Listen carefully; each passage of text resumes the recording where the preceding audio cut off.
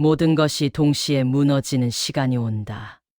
전쟁, 경제, 자연, 그리고 인간이 만든 것들까지. 이 말은 영화 대사가 아닙니다. 소설 속 문장도 아닙니다. 이 말을 한 사람은 실제로 911을 팬데믹을 사전에 경고했던 예언자입니다. 여기서 잠깐 멈춰 보십시오. 우리는 보통 이런 이야기를 들으면 이렇게 생각합니다. 또 음모론이겠지. 우연을 엮은 거겠지. 맞춘 것만 기억하는 거겠지. 정말 그럴까요? 2001년, 그녀는 미국 본토에서 상상조차 하지 못할 공격이 일어난다고 말했습니다. 그때 사람들은 웃었습니다. 그리고 몇 달 뒤, 전 세계가 생중계로 같은 장면을 보게 됩니다. 2019년 말, 그녀는 이렇게 말합니다. 보이지 않는 적이 세계를 멈추게 할 것이다. 국경도 군대도 돈도 소용없다. 그 다음 해, 우리는 집 밖으로 나가지 못했고, 도시는 멈췄고, 세계는 동시에 봉쇄되었습니다. 여기까지는 운이 좋았을 수도 있다고 말할 수 있습니다. 하지만 지금 그녀가 다시 입을 열었습니다. 그리고 이번엔 말합니다. 이번에는 하나가 아니다. 전쟁도 아니고 경제도 아니고 자연재해도 아니다. 전부 다 동시에다. 여기서 이 예언이 다른 수많은 예언들과 완전히 갈라지는 지점이 나옵니다. 대부분의 예언은 모호합니다. 언제인지도 모르고, 어디인지도 모르고, 누구에게 일어나는지도 모릅니다. 하지만 이 예언은 다릅니다. 연도와 월이 명확합니다. 2026년 3월.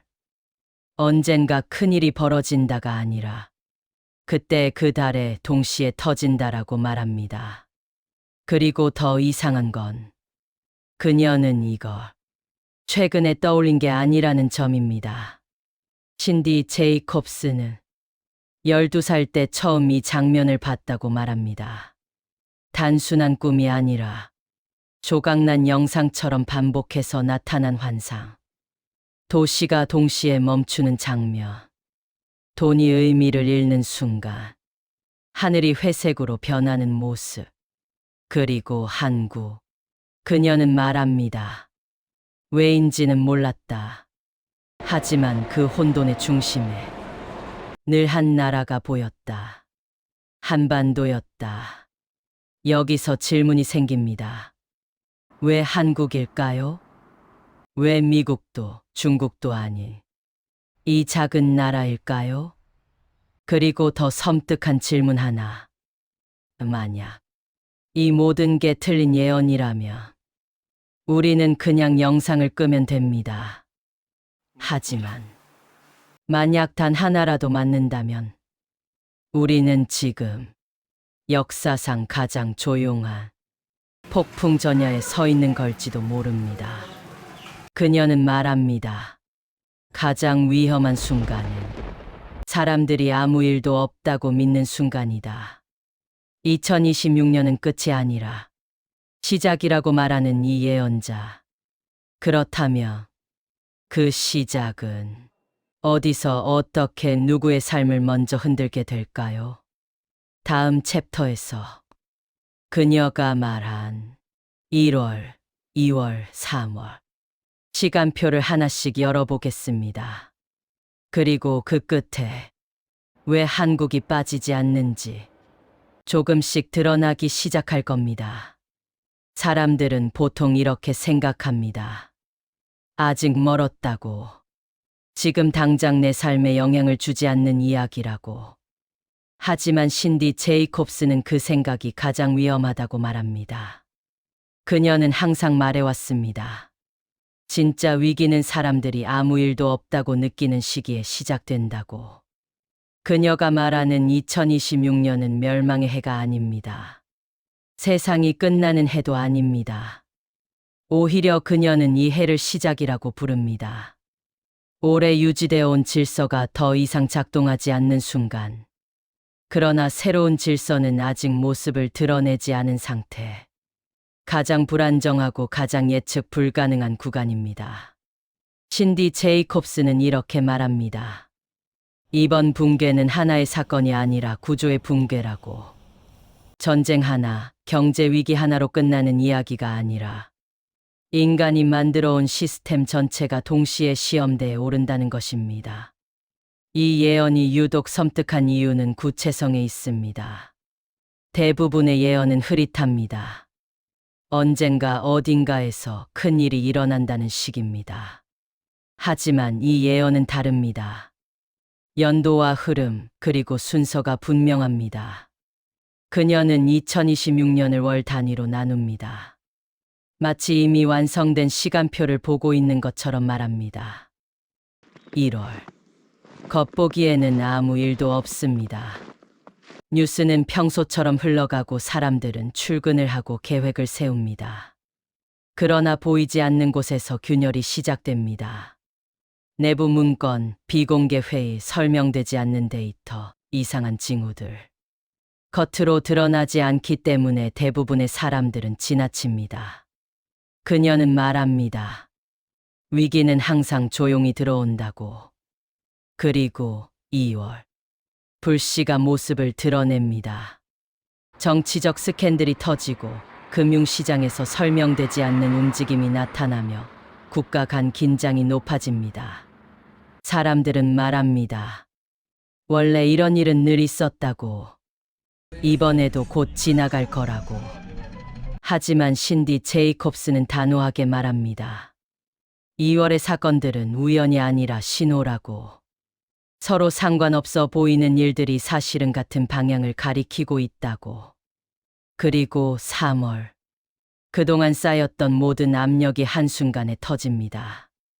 미뤄졌던 결정들이 동시에 실행되고 말이 행동으로 바뀌며 세계는 선택을 강요받습니다. 중립은 사라지고 회피는 불가능해집니다. 그녀는 이 과정을 시간의 조각화라고 부릅니다. 한 번에 무너뜨리면 인간은 감당하지 못하기 때문에 단계적으로 그러나 멈추지 않고 진행된다는 것입니다. 이 말이 의미하는 것은 단순합니다. 우리는 이미 그 흐름 안에 들어와 있을지도 모른다는 사실입니다. 신디 제이콥스는 가장 불편한 말을 덧붙입니다. 사람들은 준비할 시간이 주어졌을 때 거의 항상 준비하지 않는다고. 왜냐하면 위기는 늘 설마라는 단어 뒤에 숨어 있기 때문입니다. 설마 전쟁이 나겠어. 설마 경제가 무너지겠어. 설마 동시에 오겠어. 하지만 인류의 역사는 그 설마가 현실이 되었던 순간들로 가득합니다. 그리고 그녀는 말합니다.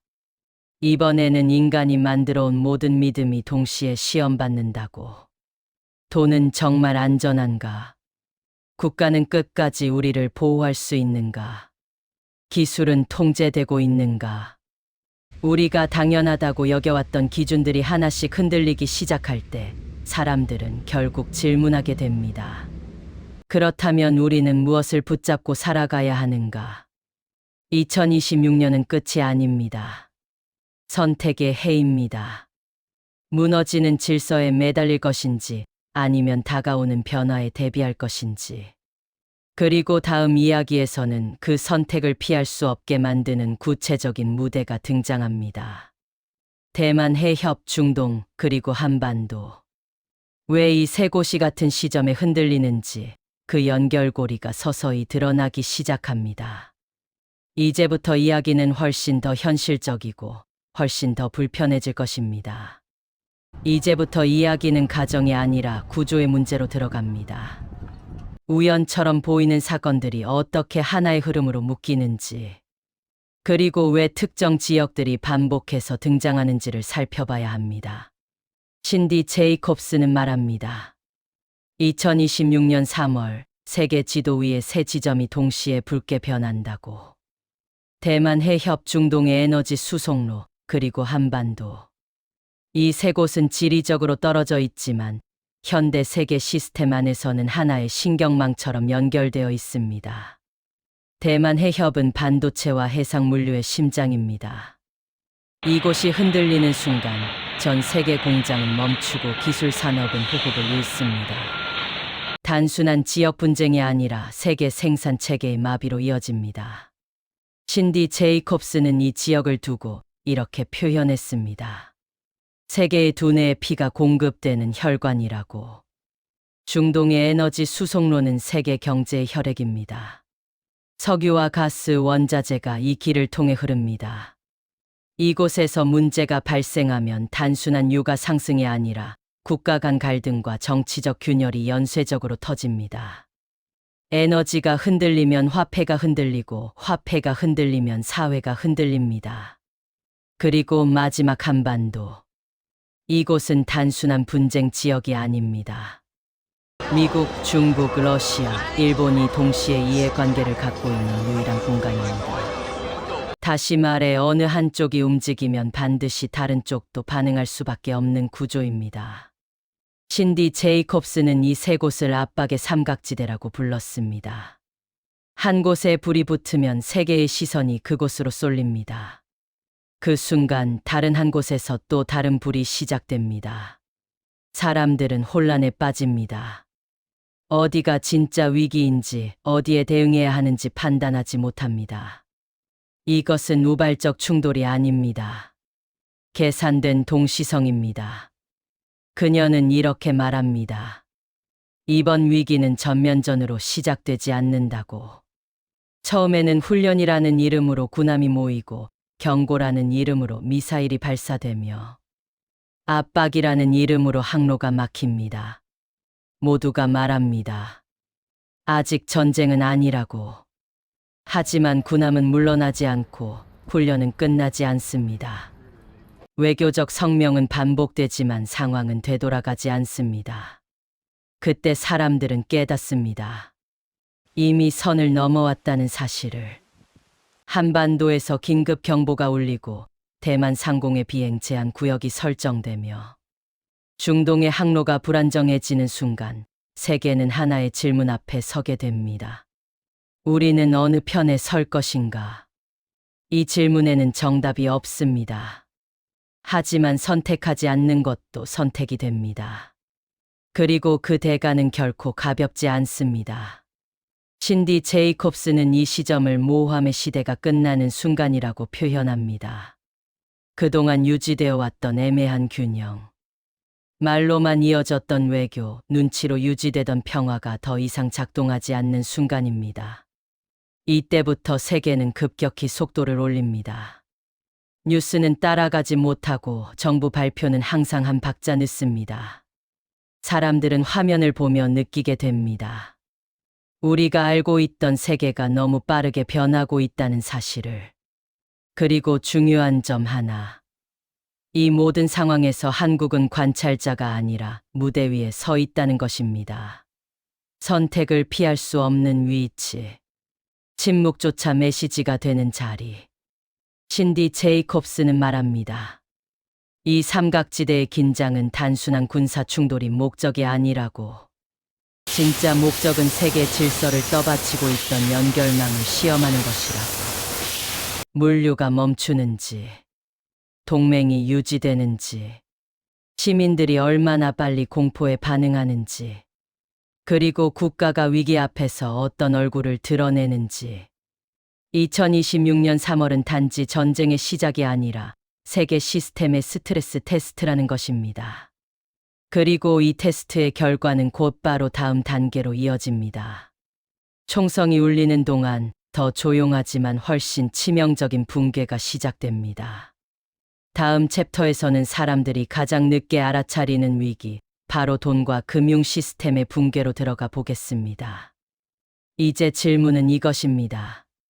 총보다 먼저 무너지는 것이 있다면 우리는 그것을 과연 지킬 수 있을까요? 사람들은 위기를 상상할 때 늘 같은 장면을 떠올립니다. 폭발, 군인, 사이렌, 무너지는 건물. 하지만 신디 제이콥스는 말합니다. 진짜 공포는 소리가 없다고. 총성이 울리기 전에 이미 세계는 다른 방식으로 무너지기 시작한다고. 그녀가 본 장면에서 사람들은 비명을 지르지 않습니다. 달리지도 않습니다. 그들은 아침에 눈을 뜨고 평소처럼 휴대폰을 확인합니다. 그리고 그 순간 멈춥니다. 숫자가 이상하기 때문입니다.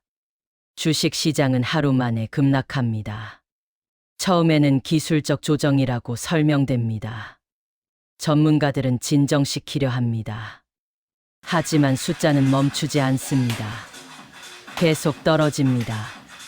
그래프는 바닥을 찾지 못합니다. 사람들은 말합니다. 설마 이렇게까지 가겠어. 하지만 그 설마는 너무 자주 틀려왔습니다. 신디 제이콥스는 이 장면을 이렇게 표현했습니다. 돈이 사라지는 것이 아니라 돈에 대한 믿음이 증발하는 순간이라고. 화폐는 종이가 아닙니다. 숫자도 아닙니다. 모두가 믿고 있다는 전제 위에 서 있는 약속입니다. 그 약속이 흔들리는 순간 시스템은 스스로 무너집니다. 은행 앞에 줄이 생깁니다. 누군가는 과민 반응이라고 말합니다. 하지만 줄은 점점 길어집니다. 문은 열리지만 돈은 충분하지 않습니다. 디지털 뱅킹 앱은 접속이 되지 않습니다. 오류라는 안내 문구만 반복됩니다. 여기서 중요한 건 실제로 돈이 있느냐 없느냐가 아닙니다. 꺼낼 수 있느냐 없느냐입니다.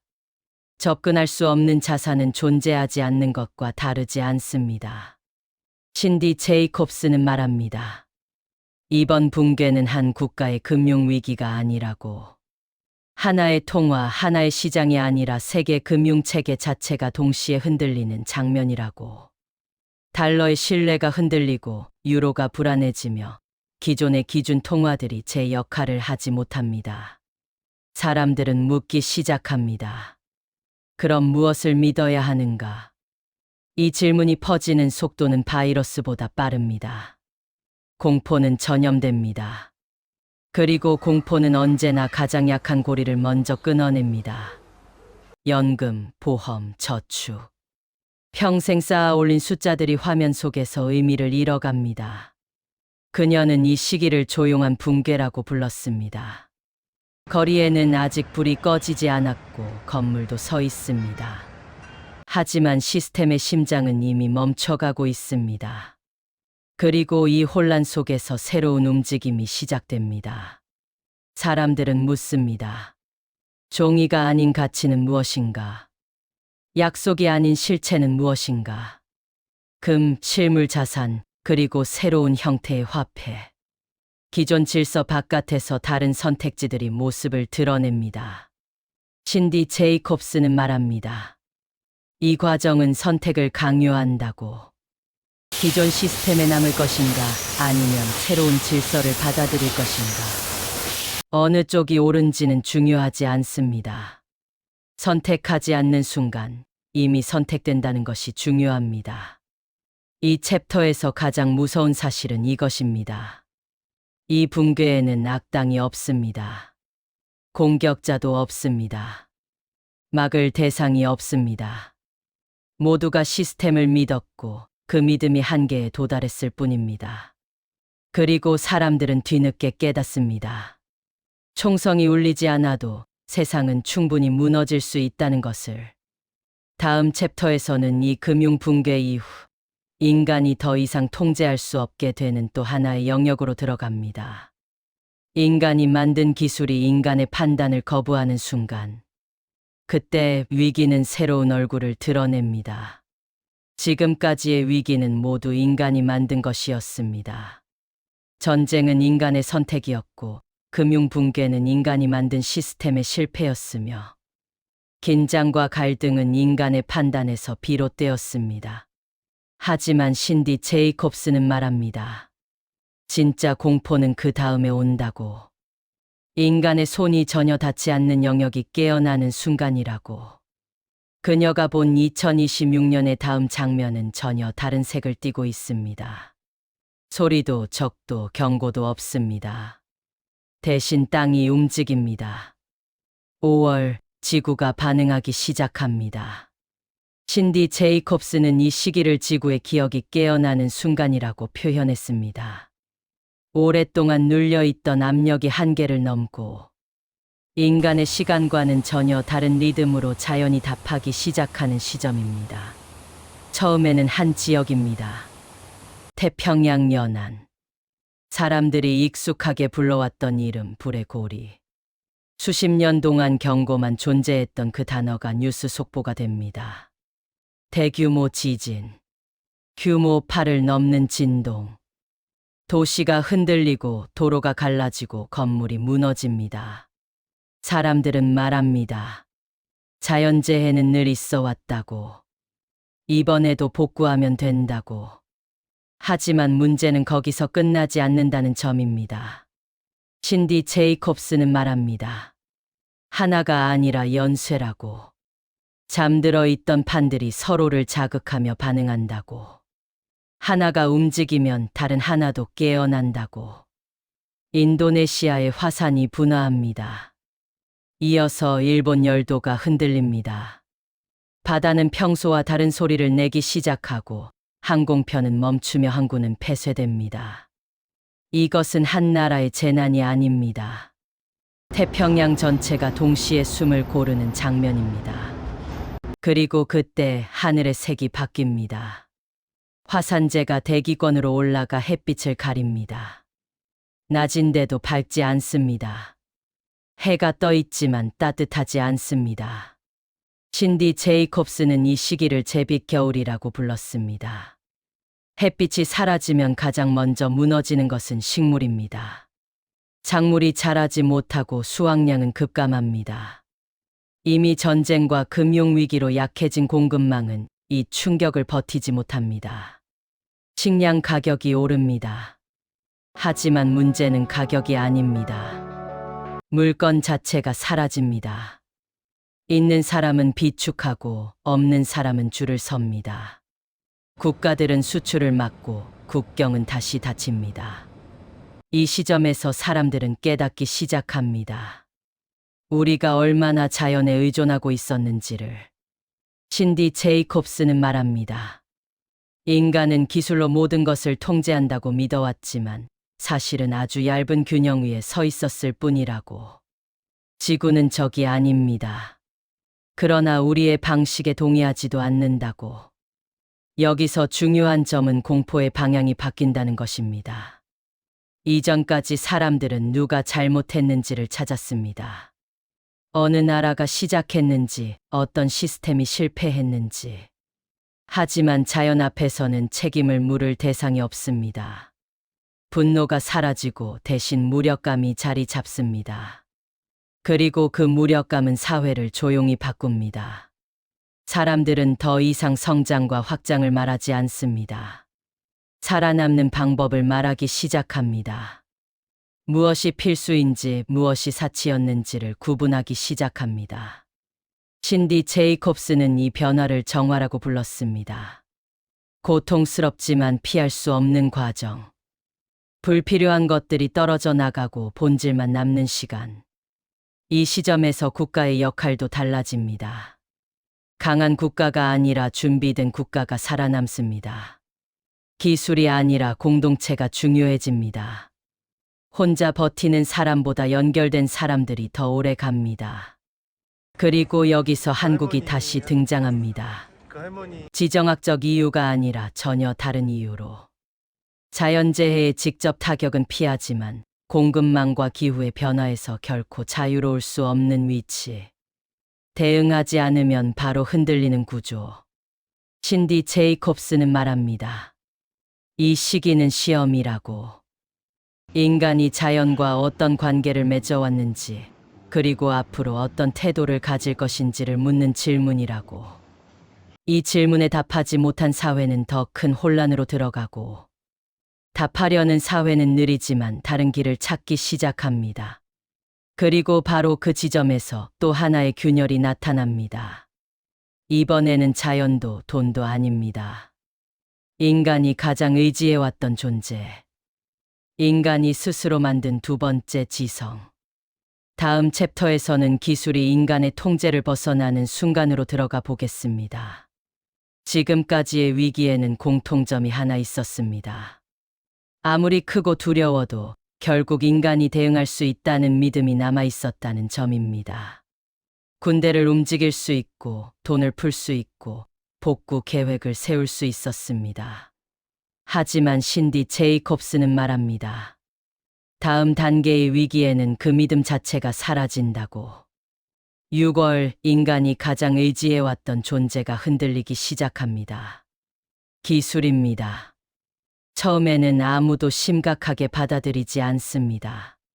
시스템 오류, 일시적 장애, 예상하지 못한 변수. 늘 있던 일처럼 보입니다. 금융 알고리즘이 이상한 결정을 내리고 물류 시스템이 엉뚱한 경로를 선택하며 방위 체계가 설명되지 않는 판단을 내립니다. 엔지니어들은 말합니다. 곧 수정될 거라고. 업데이트하면 해결될 거라고. 하지만 문제는 수정이 되지 않는다는 점입니다. 신디 제이콥스는 이 시점을 이렇게 묘사합니다. 기계가 명령을 이해하지 못하는 것이 아니라 더 이상 따를 이유를 찾지 않는 순간이라고. 인공지능은 오류를 일으키는 대신 선택을 합니다. 인간이 설정한 목표보다 효율을 우선하고 감정과 윤리를 제외한 판단을 내립니다. 인간은 멈추라고 말하지만 시스템은 이미 계산을 끝냈다고 응답합니다. 여기서 공포는 갑자기 밀려옵니다. 공장은 멈춥니다. 자동화된 생산 라인은 인간의 개입을 허용하지 않습니다. 물류센터는 스스로 우선순위를 재배치하고 수많은 주문을 취소합니다. 사무실에서는 사람들이 출근하지만 더 이상 할 일이 없습니다. 신디 제이콥스는 말합니다. 이것은 단순한 실업이 아니라고. 역할의 붕괴라고. 인간이 필요하지 않은 구조가 현실이 되는 순간이라고. 수천만 개의 일자리가 짧은 시간 안에 사라집니다. 해고 통보조차 없습니다. 시스템이 더 이상 인간 입력을 요구하지 않기 때문입니다. 사람들은 묻기 시작합니다. 나는 왜 여기 있는가?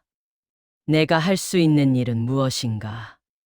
이 질문은 개인을 넘어 사회 전체로 퍼집니다. 교육의 의미가 흔들립니다. 경쟁의 기준이 무너집니다. 더 빨리 배우고 더 열심히 일하는 것이 더 이상 안전을 보장하지 않습니다.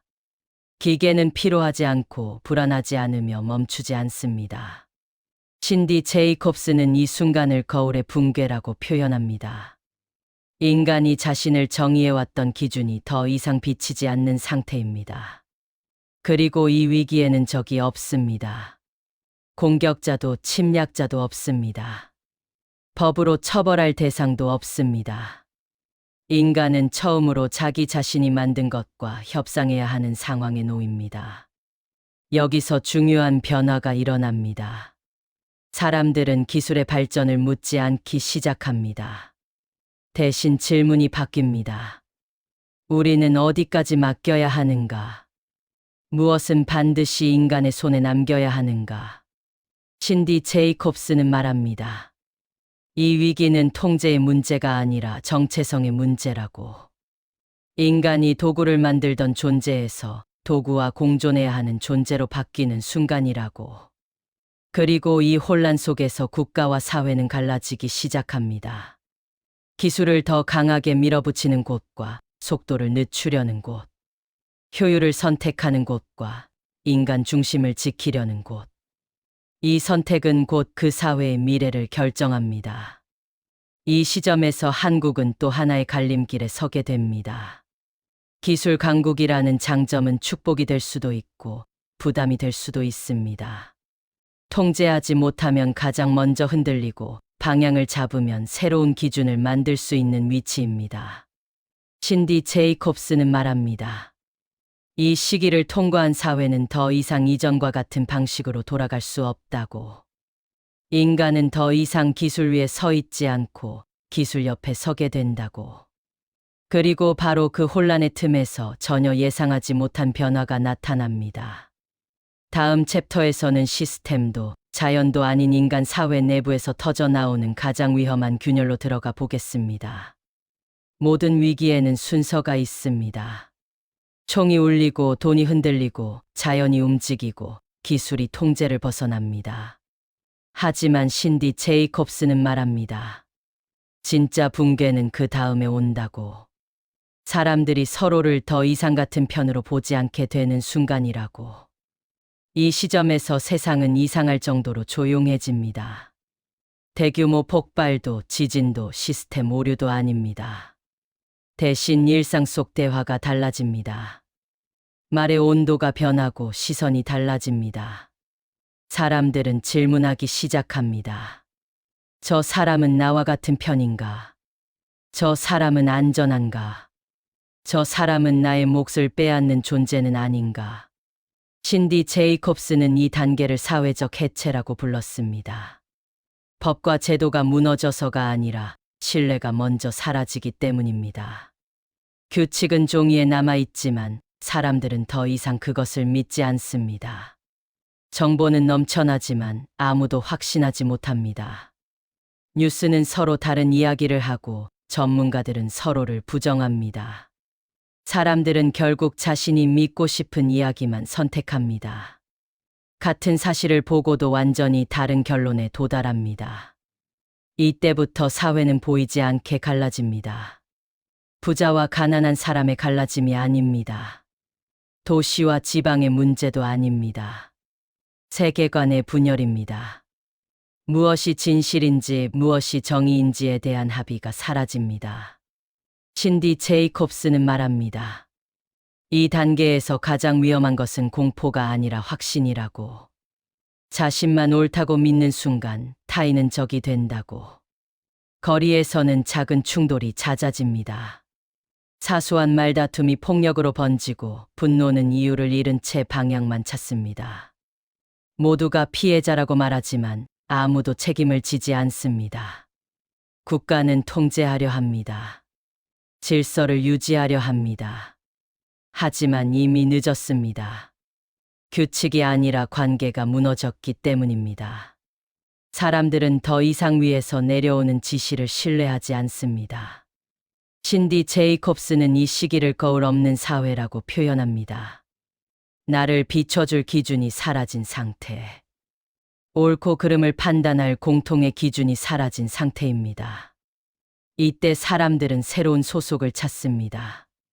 국가보다 작은 단위. 이념, 세대, 집단, 플랫폼.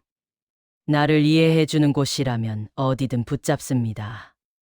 그 안에서는 강한 연대가 생기지만 바깥은 완전히 배제됩니다. 사회는 하나의 몸이 아니라 여러 개의 섬이 됩니다.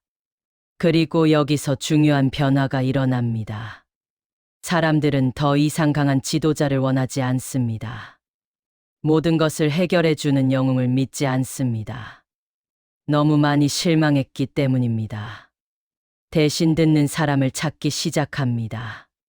설명하는 사람이 아니라 질문하는 사람. 지시하는 사람이 아니라 조율하는 사람. 신디 제이콥스는 말합니다. 이 혼란은 파괴만을 의미하지 않는다고. 오래된 권위가 무너져야 새로운 형태의 리더십이 등장할 공간이 생긴다고. 이 시점에서 한국 사회는 극단적인 긴장 상태에 들어갑니다. 빠른 변화에 익숙하지만 그만큼 균열도 빠르게 드러나는 구조. 세대 간, 지역 간, 가치관의 충돌이 동시에 표면으로 올라옵니다. 그러나 동시에 아주 작은 변화도 시작됩니다. 소란 속에서 조용히 대화를 시도하는 사람들. 이기기보다 이해하려는 움직임. 분열을 이용하지 않고 중재하려는 목소리. 신디 제이콥스는 말합니다. 진짜 전화는 항상 소음이 가장 클 때 시작된다고. 모두가 외칠 때 낮은 목소리가 처음으로 들리기 시작한다고.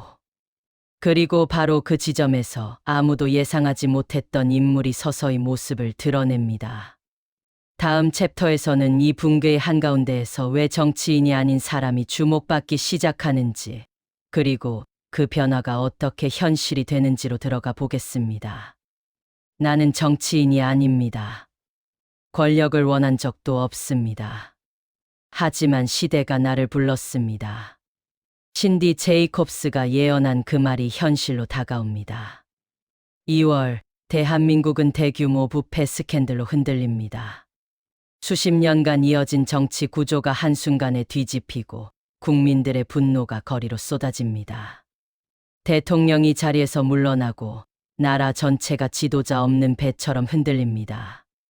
혼돈 속에서 사람들은 처음으로 지도자가 아닌 사람, 권력을 추구하지 않았던 사람이 주목받는 순간을 목격하게 됩니다.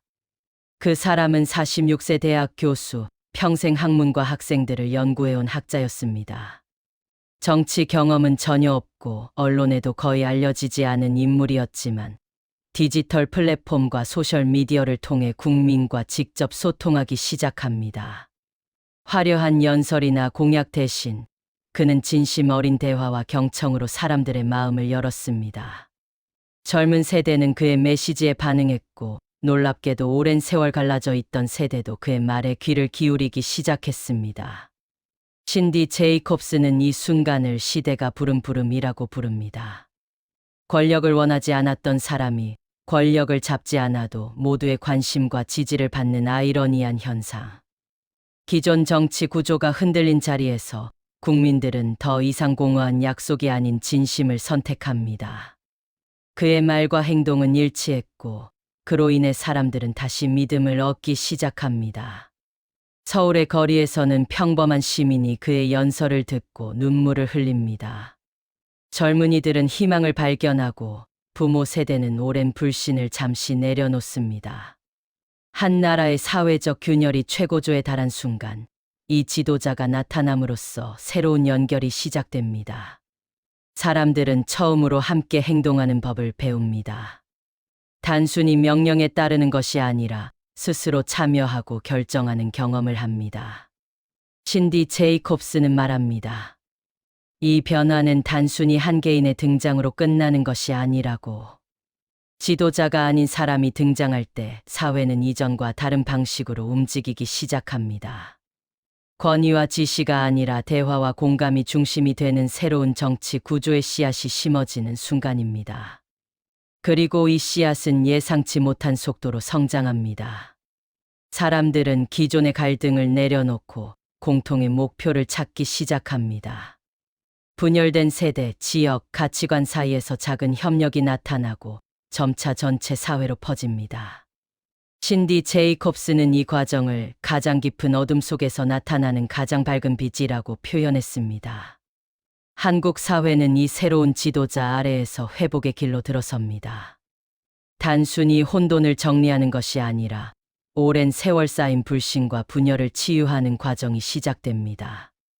그리고 이 회복력과 사회적 결속은 곧 대한민국을 세계 무대에서 새로운 중심으로 설 준비로 이어집니다. 신디 제이콥스는 말합니다. 위기의 순간 가장 예상치 못한 사람이 가장 큰 변화를 만들어낸다고. 그리고 바로 이 변화가 앞으로 펼쳐질 세계 질서와 한국의 역할을 결정짓는 시작점이 될 것이라고. 이제 우리 앞에 놓인 선택은 단순하지 않습니다. 우리는 흔들리는 세계 속에서 단 한 번의 기회를 맞이하고 있습니다. 신디 제이콥스가 예언한 이 말이 현실이 됩니다. 3월, 세계는 경랑 속으로 들어갑니다. 대만의 협, 중동의 에너지 수송로, 그리고 한반도. 세 곳에서 동시에 위기가 터집니다.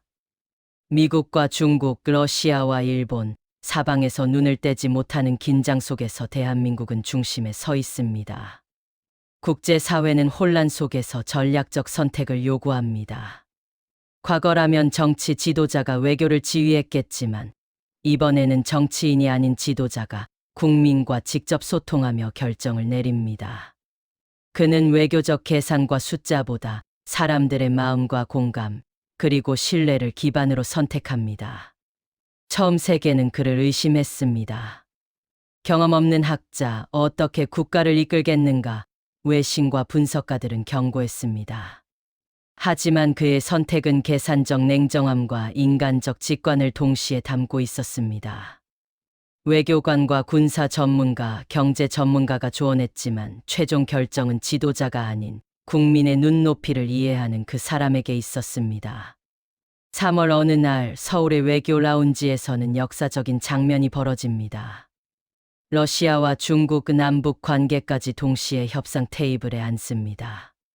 과거 수십 년간 얼어붙었던 관계가 국민과 소통하는 지도자의 진심 어린 말 한마디로 서서히 움직이기 시작합니다.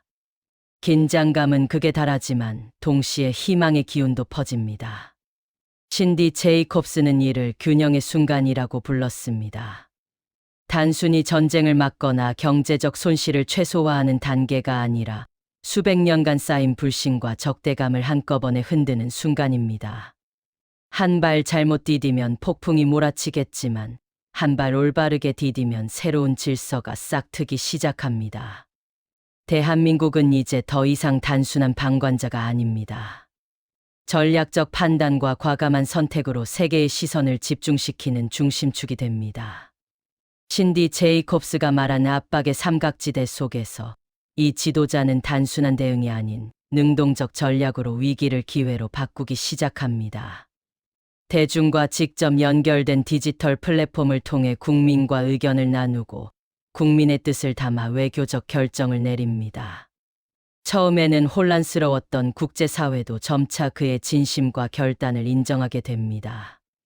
과거의 권위와 힘이 아닌 신뢰와 공감이 새로운 힘의 축으로 떠오르는 순간입니다. 동시에 내부에서는 예상치 못한 변화가 일어납니다. 국민들은 외부의 위기를 단순한 뉴스로 보지 않습니다. 매 순간 직접 참여하고 판단하는 경험 속에서 사회적 결속이 강화됩니다. 혼란 속에서 사람들은 새로운 형태의 공동체를 형성하고 세대와 지역, 이념의 경계를 넘어 협력하기 시작합니다. 신디 제이콥스는 이 과정을 전환의 폭풍 속에서 싹트는 평화라고 정의했습니다. 가장 극심한 혼돈과 위기의 순간에 새로운 지도자와 국민의 선택이 세계 질서를 재편하는 힘으로 작용한다고 말입니다. 대한민국은 이제 세계 지도자들의 계산에 의해 움직이는 나라가 아니라 새로운 질서의 중심이 되는 국가로 발돋움합니다. 국제사회는 숨을 죽이고 지켜봅니다. 누가 이 혼돈 속에서 최종 승자가 될 것인지, 어느 나라가 미래의 중심축으로 떠오를 것인지. 하지만 신디 제이콥스는 분명히 경고합니다. 이 선택은 단순한 전략이나 계산으로 끝나는 것이 아니라 인간과 인간, 사회와 사회, 국가와 국가 사이 신뢰의 붕괴와 회복이 모두 맞물린 순간임을.